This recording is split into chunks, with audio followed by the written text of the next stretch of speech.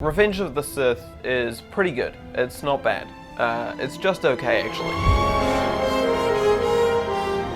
In this video, I'll go through sort of my changes in the first 20 minutes. Most of my changes are in the first 20 minutes. The movie clicks into place sort of better and better as it goes. By the time you get to the end, it's basically a functional movie.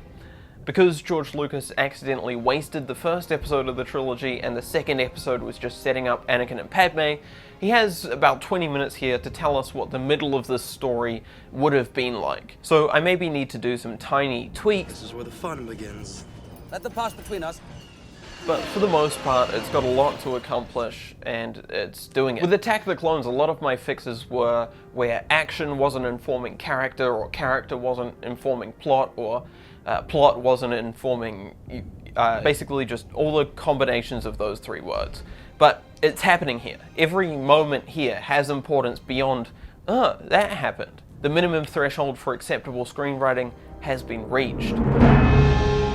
There's kind of a secret and forgotten goal of movie action. I only really know about it because of a second-hand quote from Steven Spielberg, but if you look at the action in something like Indiana Jones, it has constantly escalating tension, which goes against the logic that non-stop action becomes boring, but there is a way to do it, where action informs action. You set up a problem, you resolve it, but in the process of resolving it, a new problem is created. Every time your hero overcomes an obstacle, it creates a new obstacle that puts them in a worse situation. So Obi-Wan's trying to escape these missiles, and just when you think he's dodged them, little droids fly out and start tearing apart his ship. Anakin picks some off, but accidentally shoots off his wing, changes tack to scrape them off, but one of them gets onto his ship and R2-D2 has to fight it, but that distracts Anakin from taking out the shield door. He manages to shoot it in time for Obi-Wan to make it, but the blast door starts closing and they both barely manage to crash land onto the deck. It's working. It's like Indiana Jones. Every beat is escalating into the next, which isn't an accident. George Lucas's direction to the art department when they started this scene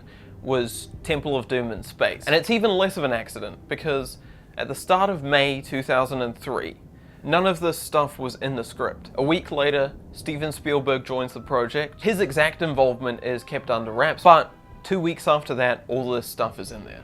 So, and most of the movie's action is working like this, which is great. You know, compared to Attack of the Clones, which was maybe able to achieve that once or twice. But actually, I lied. Obi-Wan didn't dodge the missiles. We watched them calmly fly past him in this flat, wide shot. So I've just replaced his fighter with a model from Battlefront 2 that I brought into Blender and recolored. Flying is for droids. Normally, to create a clean background on a shot like this is a nightmare. Everything's moving in 3D space, but it's too subtle for automatic motion tracking to detect. And being a visual effects shot from 2005, it doesn't exactly make sense anyway. Some of these ships are stuck onto the background, some are 2D cards, some are moving independently.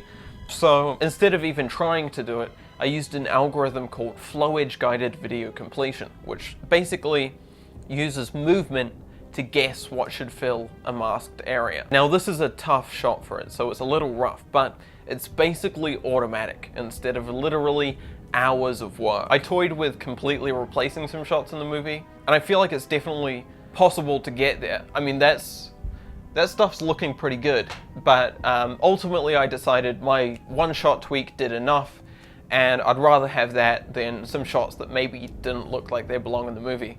But I think the exciting thing is, even if it wasn't one-to-one, the technology is there that anyone can make a shot that competes with 2005 Hollywood visual effects, you know, with free software in an afternoon. And I don't think it's a lot more work to get it to match the quality. A lot of this opening sequence is fully digital already, so if you wanted to go nuts, you could completely remake it. So anyway, that makes the buzz droids fractionally more interesting. It also helps to exaggerate the peril. You know, in a movie, you don't get out of a building before it explodes, you get out as it explodes. The missiles don't just miss Obi-Wan, he barely dodges them. Speaking of which, the hangar entry didn't look close enough to me, so let's make the door nick the top of Anakin's fighter.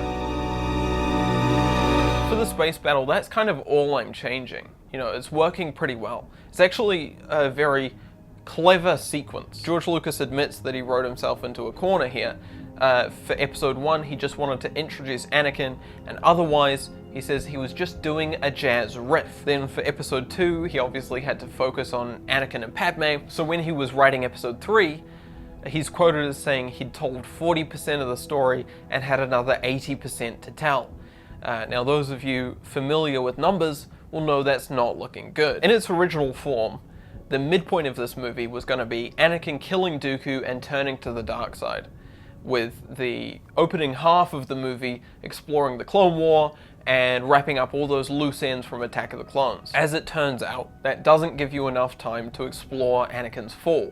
So Dooku's death gets moved up to the beginning of the movie, and the midpoint is now killing Mace Windu and turning to the dark side, which causes problems. There now needs to be an opening action sequence that establishes the characters, the relationships, the Clone War and its effects on Anakin and the galaxy, all in the first few minutes rather than over the course of an hour. It needs to have Anakin kill Dooku, goaded into it by the Emperor, but the Emperor hasn't revealed himself yet, so it has to somehow involve the Chancellor, and it needs to introduce a replacement villain, which is a lot. It's a very elaborate puzzle, and the Chancellor is being kidnapped by a guy called General Grievous in a space battle above Coruscant is like the only reasonable answer.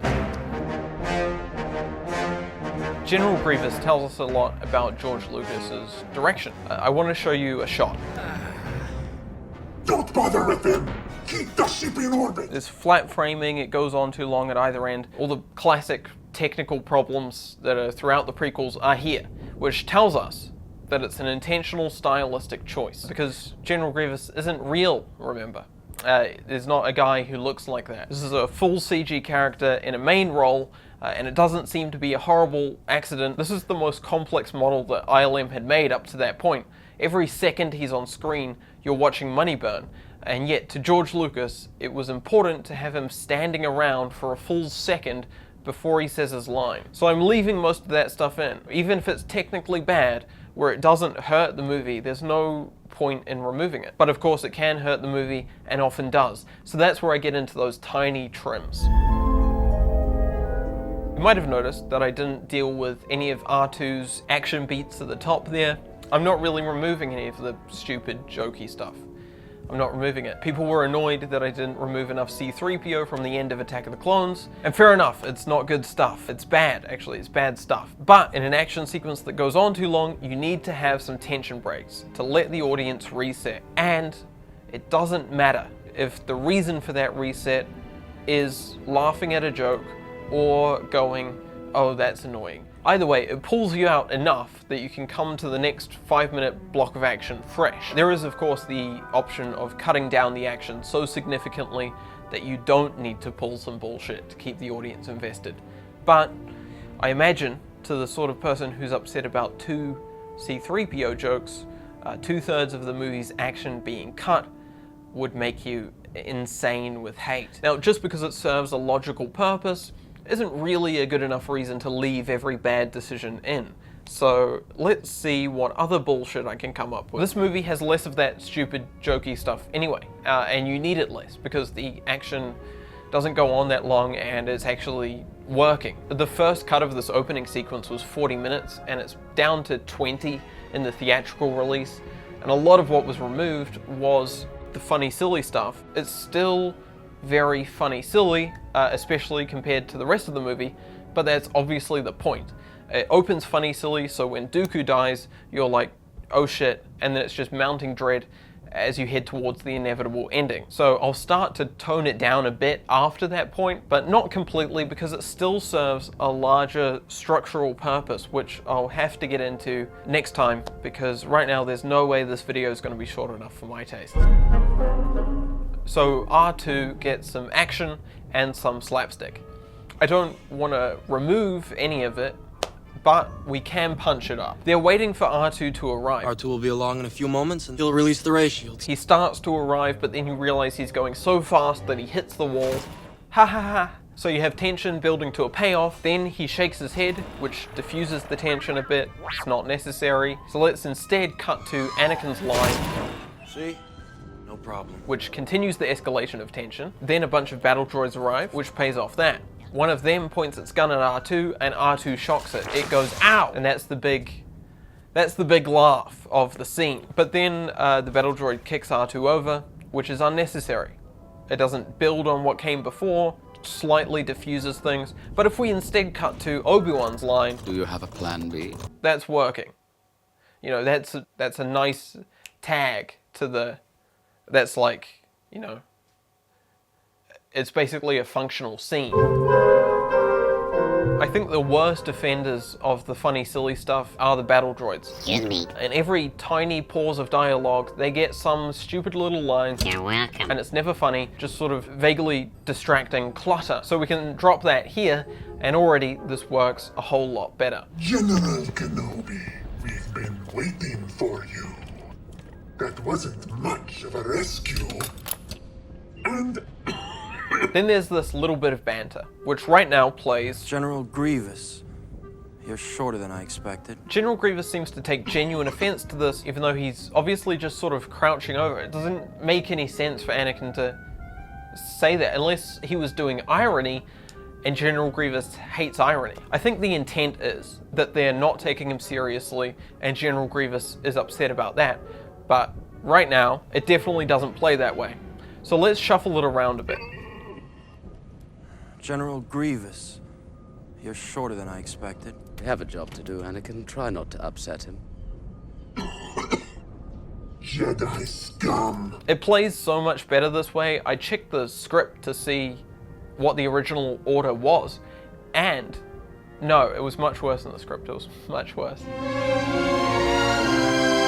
So that's the opening action sequence, or most of it. I'll deal with Count Dooku next time, and the more structural stuff. But really, this was the part of the movie that needed the most of those little detail tweaks. That random surface level stuff kind of drops away as we go, and my changes sort of become a bit more impactful, even if they're not larger in scope. My goal is not to drastically change anything. I am trying to get the most impact out of the smallest tweaks. I would rather leave in something that's a little borderline than have a gap where something should have been. So that's it for this one. I've probably been a little light on my changes for a lot of you, but I think it's really, really close to working.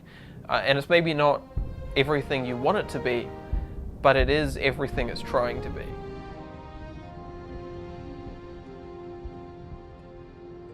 Star Wars Revenge of the Sith is easily the best of the Star Wars prequels, which is kind of like being the best of the Star Wars sequels. The best, admittedly, of the Star Wars sequels, but still a Star Wars sequel. Ugh. No, that's way too annoying. I am not using that.